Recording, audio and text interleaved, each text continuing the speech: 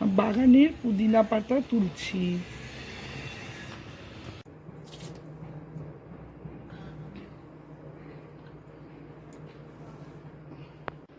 ধনেপাতার চাটনি করতে ধনেপাতা নিয়েছি আমি, আর নিয়েছি রসুন, কয়েক কোয়া রসুন, 6টা রসুন নিয়েছি, 3টে ছোট ছোট কাঁচা লঙ্কা আর পুদিনা পাতা।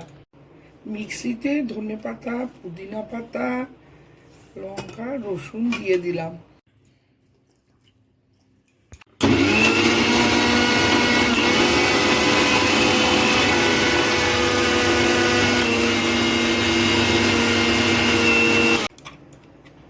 মিক্সিতে বাটা হয়ে গেছে।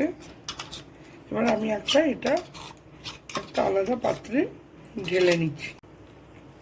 পরিমাণ মতো স্বাদ অনুযায়ী লবণ দিয়ে দিলাম। এতে আচ্ছা, ধনেপাতা বাটা হয়ে গেছে। এবার এর মধ্যে দিয়ে দিচ্ছি একটু পাতিলেবুর রস।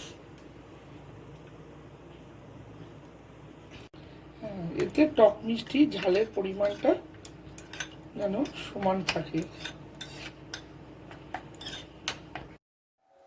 আমার ধনেপাতার চাটনি তৈরি।